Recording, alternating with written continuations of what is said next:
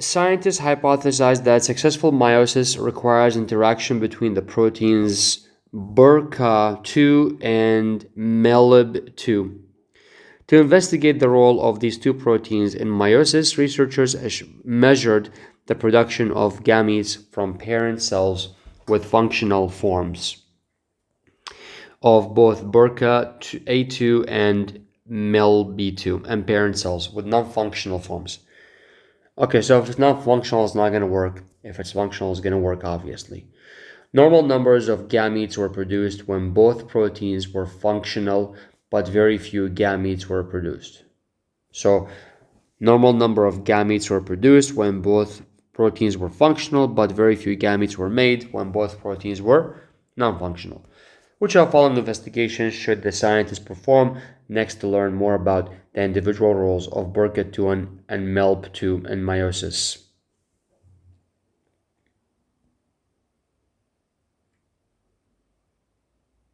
So we already know that when both proteins are functional, you get normal number of gametes, right?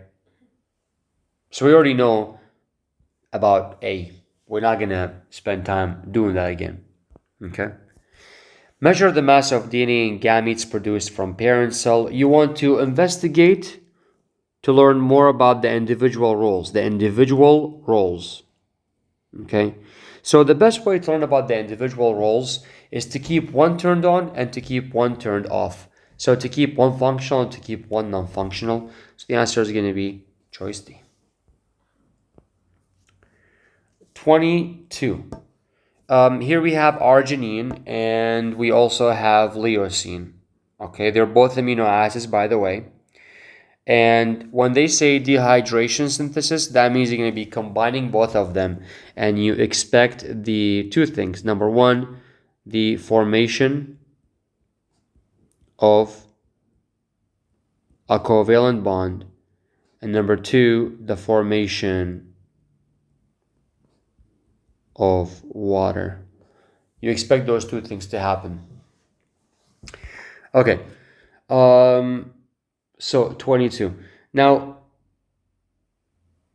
and of course you get water by removing OH from one and H from the other one.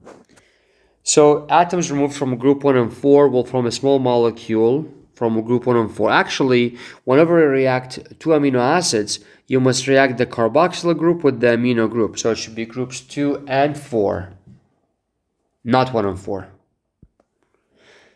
So 2 and 4, okay, will form a...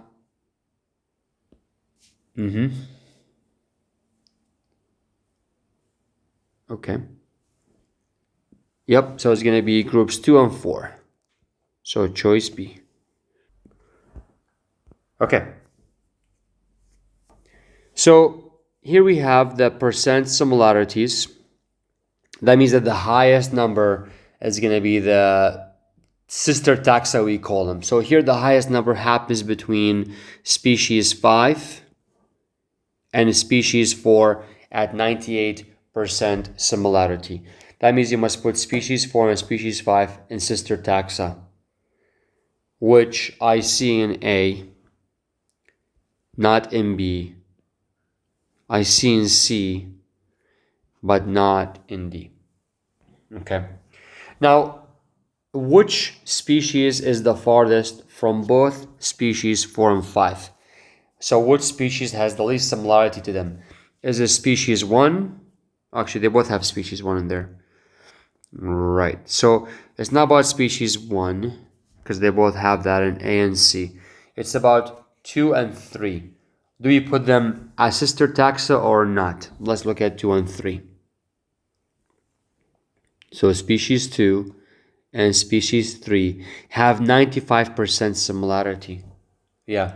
So they must be the next ones to show sister taxa as well. Okay. Let me just make sure they both have the same outer group, which is species 1.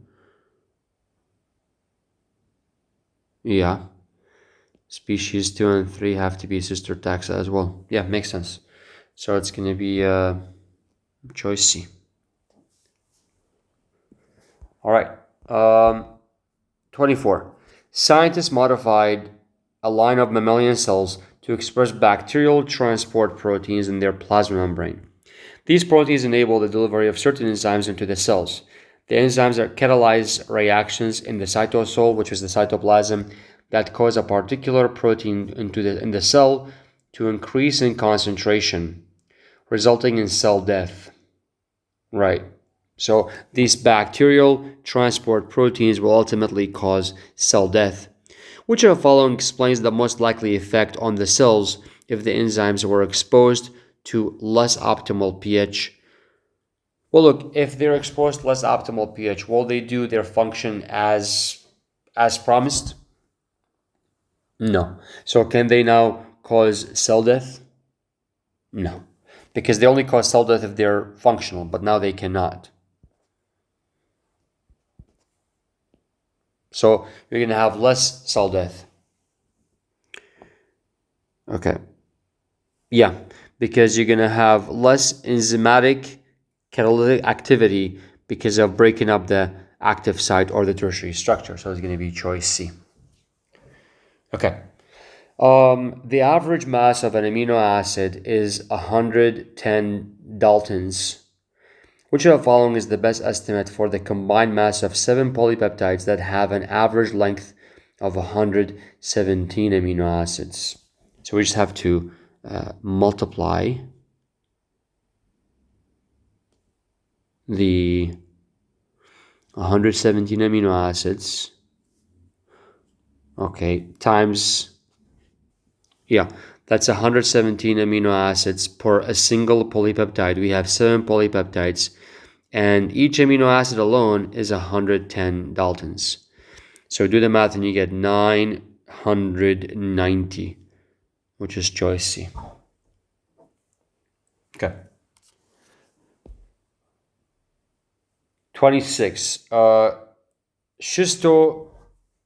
Okay, whatever that is a disease causing parasitic flatworm with a life cycle that includes many morphologically distinct stages. To understand how gene expression directs the development of S. japonicum, researchers studied mRNAs produced at several. So look, right now we're trying to understand how gene expression directs development of this parasitic flatworm. In their first experiment, the researchers isolated mature mRNAs from S. japonicum at 2 life cycle stages and placed the transcripts into a single test tube. The researchers then determined the frequency at which different regions of gene R were found in mature transcripts. Okay. And the second experiment, designed to investigate whether alternative splicing of mRNAs occurs at different life cycle stages of S. japonicum, researchers collected equal amounts of mature mRNA transcripts from 4 life cycle stages: eggs, a pre-infection stage, an early infection stage, and adults. They performed a modified version of the PCR and analyzed their samples by gel electrophoresis. This enabled the researchers to determine the length of mature mRNAs produced from different genes, from a different gene, gene Z. Okay. Right, so a thicker band means that the band contains more mRNA. The bands are as follows: a DNA marker M with fragments of known sizes. So this is just like a control, let's say, or a standard. We have E for the egg, pre-infection for P, early infection for I, and adult, which is A. Okay, so 26. Based on data in figure 1, which of the following regions of gene R are the most frequently found in the mRNA? Gene R. Well, let me just copy this one. Okay, so based on data in figure 1, which of the following regions of gene R are the most frequently found in mRNA? Look, regions 1 and 3, I gotta say, have high frequency. Okay, so 1 and 3 do appear, you know, in a very high percent. 3 and 5 5 appears a lower percent. 4 and 7, there's nothing about 4. Like it's empty. So it's not that. 7 and 8, they do appear high, but not as high as 1 and 3. 1 and 3 are going to be the highest combination-wise. Okay. So based on figure 1, which of the following regions is most likely an intron that is found in some mature mRNA transcripts? So we're looking right now at this figure 1. And it says it's an intron. Okay, so look, it should not be a 0%. If it's 0%, it's not going to be found at all. So like region 2 is 0%, region 4 is 0%. That's not going to be that. And instead it must be some percentage that's not 0, but very close to 0, right? That's what defines an intron that is still found in the mature mRNA transcript. So it was not completely removed, but it was mostly removed. So choose the closest percentage to 0, which is region X. Region 6. 28. The majority of the mature mRNAs analyzed in the second experiment would have been found in which of the following cellular components? Let's look back at the second experiment. In a second experiment designed to investigate whether alternative splicing of mRNA occurs at different life cycles, the researchers collected equal numbers of mature mRNA transcripts from 4 life cycle stages: egg, a pre-infection, an early infection, and also adults.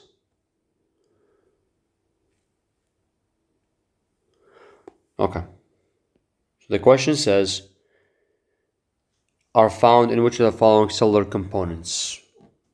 This is just a background information question. It's not A because translation does not happen in nucleus. mRNA that has been processed is found in the cytoplasm as it makes its way to the ribosome. So it's B. Okay, very good. 29. Which of the following claims about mRNAs encoded by gene Z is best supported by the data shown in figure 2? Okay. So let's see if they have gene Z or not. Do they have gene Z? They actually all have gene Z, right? Because they all have some sort of a black bar, but gene Z is mostly present where? In the infection stage and the adult stage, right? Because you have one thick bar and one not so thick. But like the X stage is barely any bar. The pre-infection stage, 1 bar. But you have the most of it in the last 2 stages, which is the infection stage and the adult stage, right? So they all have gene Z, all the stages, but simply at different amounts. Yep. Okay. The life cycle of many organisms includes morphologically distinct stages, the earliest of which is known as the larval stage. These organisms may produce a protein when they are in the larval stage, but not when they are in later life stage cycles. Which of the following most likely explains why the protein is no longer produced in the later life cycle stage? It's no longer made because it's no longer, the mRNA is no longer produced. The mRNA for the protein is no longer produced. The transcription is no longer happening because the transcription factors are not produced anymore. Okay? Transcription factors are only made in the larval stage. Which of the following describes a population that would most likely be highly resilient in response to environmental change? This population must have a lot of genetic variation, correct? So C. the answer is going to be C. Okay, 32. What do we have here? We have a mitochondria. We have outer mitochondrial membrane labeled, and the same goes for the inner mitochondrial membrane. And I think that region B is the mitochondrial matrix, most likely. And I'm assuming the graph is like this, but just not. Yeah. And region A is going to be the intermembrane space. It's the space between the two membranes. So based on figure 1, which of the following best explains the movement of hydrogen ions across the inner mitochondrial membrane in a cell undergoing aerobic respiration? So what do you think about this question? Okay, so what is common knowledge is that the intermembrane space will have a low pH because it's going to have a lot of H plus in it. Okay, so the hydrogen ion concentration actually has to be high in region A, not lower.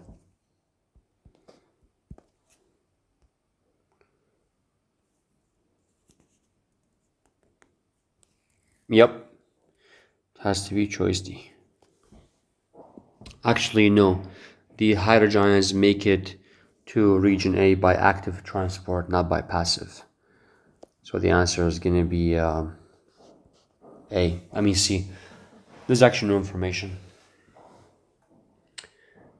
33. Researchers examined the habitat preferences of flat worms by placing a group of them into a chamber containing 3 surfaces: a smooth surface, a slightly rough surface, and a very rough surface, and measured the number of flatworms in each section after a period of time. The researchers performed a chi-square analysis to compare the observed number of worms in each section with that expected by random worm distribution. Which of the following chi-square would cause the researchers to reject null hypothesis? So look, how many possibilities do we have? We have 3 surfaces. That means we have 3 possibilities, right? So degrees of the freedom is equal to how many possibilities you have minus 1, which equals to 2. And the p-value is 0.05. Let's bring up the chi-square and see where 2 and 0.05 match. It's 5.99. Okay, let's show it. Okay, it's here. The degrees of the freedom of 2 and p-value of 0.05 would meet up at 5.99. So the answer is going to be choice D. Okay, so tyrosinase is an enzyme required for the production of brown pigment in the fur of mice. Scientists created a new strain of mice by introducing a regulatory sequence into the promoter of TYR, the gene encoding tyrosinase. So TYR is the gene encoding tyrosinase. The scientists also introduced a gene GLE into a new strain of mice. Gene GLE encodes a repressor protein GLE that binds to the regulatory sequence. Okay. So protein E regulates the expression of TYR gene. Under the conditions used, the repressor protein was continuously produced. So if there is a repressor protein, do you have transcription or do you have lack of transcription? Lack of transcription. The scientists then investigated whether they could regulate expression of TYR by adding an inhibitor of the GLE repressor protein to a drinking water of mice. Which of the following is the most likely effect when the inhibitor is added? So now you're going to be inhibiting the repressor protein. That means you will have transcription of TYR. And TYR does what? It produces a brown pigment. So they must get a brown pigment, right?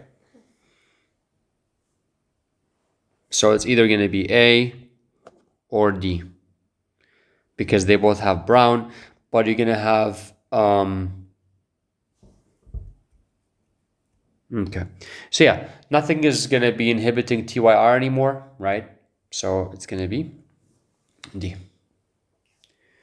35. Here we have female body mass being monitored over time and due to a diet of fructose and glucose, right? To study the dietary effect of the intake of different carbohydrates on the body mass of mice, scientists fed female mice a diet consisting of a combination of fructose and glucose for 32 weeks and measured their mass. Which of the following is closest to the percent increase in the average body mass from week 8 to week 26? So at week 8 we have how much? 25.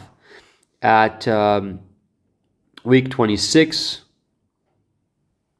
we have, I think it's like a 29 or something, right? So we're going to say new minus old over old times 100%. So 4 times 100 is 400, right? Divide by 25, you get, one second, I think let's just do this. Let's just do 4 over 25 times 100%.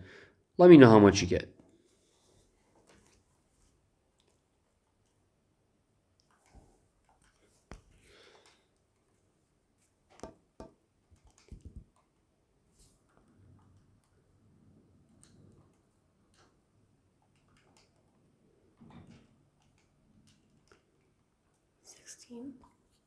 Yep.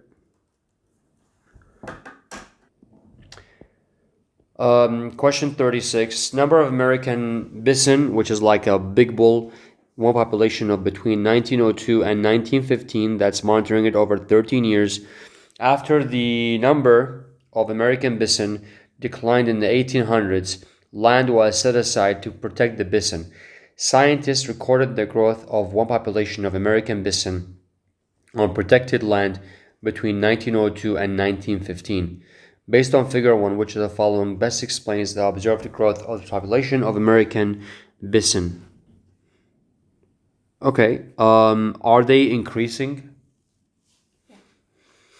Do you see them reaching a carrying capacity? No. No. So it's going to be choice D.